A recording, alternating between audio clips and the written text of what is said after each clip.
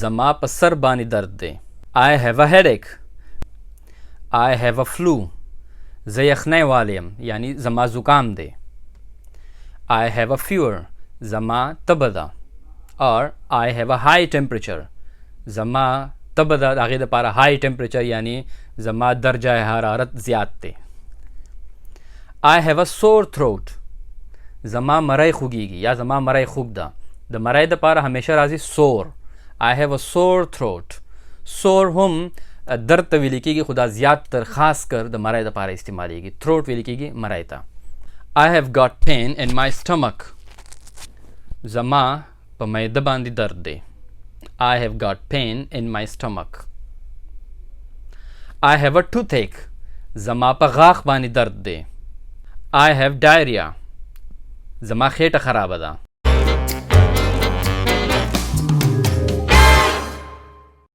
بسم الله الرحمن الرحیم. السلام علیکم. امید دی چې تاسو ټول بخیر. مونږه ډایلاګ شروع کړی دي. ډایلاګز کې نن زمونږه ډایلاګ نمبر 5 دی. که چا تر اوسه پورې زاړه کم ډایلاګز چې مونږ کړي دي هغه چا نه کتلی نو اول مهرباني وکړئ هغه وګورئ ځکه چې دا ټول ډایلاګز ډېر زیات ضروري دي. نننی ډایلاګ زمونږه د دې په باره کې دی چې کله فرض که مونږ ناجوړه یو او بیمار یو او مونږ چېرته ډاکټر ته یا د هغه کلینیک ته یا هسپتال ته ټلیفون وکړو او مونږ هغوی ته وایو چې یاره مونږ له نمبر راکئ په څه ټایم باندې تاسو مونږه کتی شئ. د دې په باره کې نننی زموږ ډایلاګ دی او د ډایلاګ په آخره کې به په دې کې ټول ډایلاګ کې چې کم مشکل الفاظ استعمال شوي یا اهم الفاظ استعمال شوي د هغې ټول یو لیست به سره د مانو تاسو ته د ویډیو په آخر کې میلاو شي. د هغې یادول ډېر ضروري دي. هغه تاسو ځان سره ټول نوٹ کړئ او هغه الفاظ تاسو ځان له یاد کړئ. نو راځئ مونږ خپل ډایلاګ له راځو. د ډایلاګ شروع کېدو نه مخکې یوه خبره زه کوم تاسو ته زما دا درخواست دی چې تاسو کله ویډیو وګورئ نو ویډیو لایک کول او د هغې شیر کول ډېر ضروري دي. هغه د نه هیر نشي. صحیح ده. نو راځئ خپل ډایلاګ له راځو. ګډ آفټرنون الشفا کلینیک. ګډ آفټرنون غرمه په خیر. د غرمې د 12 بجو نه کله ټایم واوړي نو هغې ته بیا آفټرنون ویل کېږي. ګډ آفټرنون سر. How can I help you sir? زه ستاسو څه مدد کولی شم جناب. I would like to make an appointment with ډاکټر عدنان please. زه غواړم چې د ډاکټر عدنان سره اپوینټمنټ جوړ کړم. اپوینټمنټ هغې ته ویل کېږي چې تاسو کله د ډاکټر نه ټایم اخلی. په پاکستان کې ورته زیات خلک وایي د ډاکټر نه نمبر اخلم. اپوینټمنټ تاسو یوازې ډاکټر نه که تاسو هر یو دفتر ته لاړ شئ یا فون وکئ هر قسم دفتري د چا سره ملاقات یي نو هغې خلک ورسره ټایم کېږدي د هغه ټایم کېښودو ته ویل کېږي اپوینټمنټ. Can I take your name and date of birth please? زه ستاسو نه ستاسو نوم او تاریخ پیدایش اخیستی شم. Yes, of course. My name is Irfan Khan and my date of birth is 14th April 1982. او جی بالکل زما نوم عرفان خان دی او زما تاریخ پیدایش 14 اپریل 1982 دی. What seems to be the problem, sir? تاسو ته څه مسله ده؟ What seems to be the problem یعنی تاسو ته څه مسله ښکاري. تاسو د څه لپاره چې ټلیفون کړی دی تاسو ته څه مسله ده جناب. I have pain in my back for the last few days. د یو څو ورځو نه زما په ملا کې درد دی. I have pain in my back. pain ویل کېږي درد ته. back ملا. for the last few days د یو څو ورځو نه. It's only getting worse. او دا صرف نور هم خرابیږي یعنی بدتر. ورس ویل کېږي بدتر ته. په اردو کې ورته بدتر وایي. په پښتو کې هم خلک اکثر بدتر استعمالوي یعنی یو څیز مسلسل نور هم خرابیږي. صحیح ده. دا خو ما تاسو ته صرف مثال درکو که تاسو چېرته په ملا باندې درد وي. د دې نه علاوه نور هم ډېرې بیماریانې شته تاسو ته هغه هم ویلی شئ. زه تاسو ته اوس یو لیست وایم او تاسو په دې کې چا کې هر بیماري نو هغه ویلی شئ او دا بیماریانې به تاسو ته هم پته ولګي چې د کم بیماریانو دپاره کم ټکي استعمالیږي. د ځینو دپاره پین استعمالیږي د ځینو دپاره ایک استعمالیږي. نو زه تاسو ته اوس یو لیست وایم په دې کې تاسو هر یو بیماري چې د چا کې په دې لیست کې نو هغه تاسو ویلی شئ. مثال په طور I have a headache. زما په سر باندې درد دی. I have a flu. زه یخنۍ والی یم یعنی زما زکام دی. I have a fever زما تبه ده.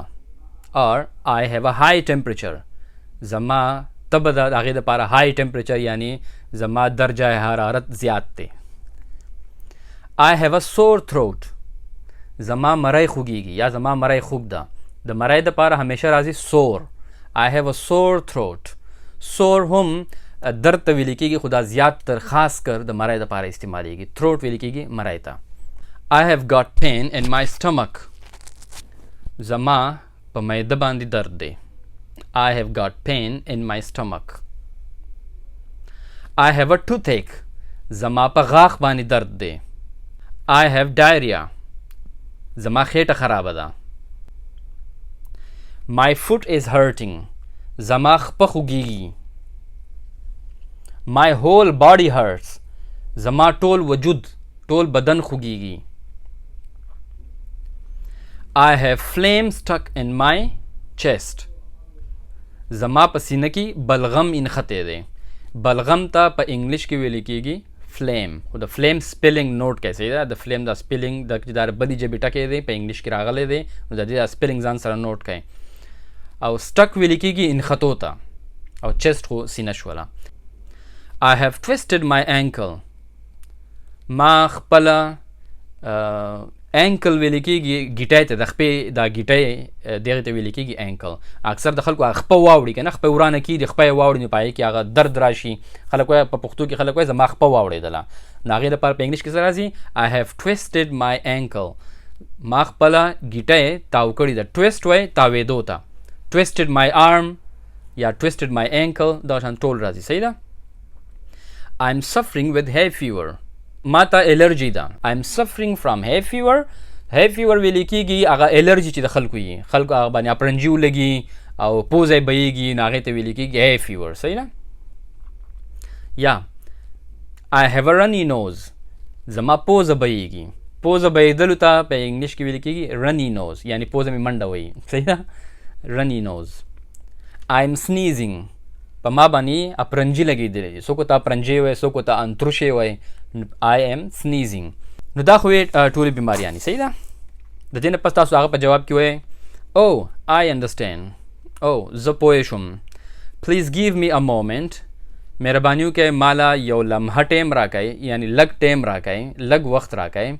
مومنټ ویلی کېږي یو لمحې ته، یعنی چې لږ شانتې ټیم څوک ستاسو نه غواړي. تاسو دا هم ویلی شئ give me a minute ماله یو منټ ټیم راکئ، خو که تاسو لږ شانتې ټیم پکار وي نو بیا خلک وایي give me a moment ماله یو لږ شانتې وخت راکئ.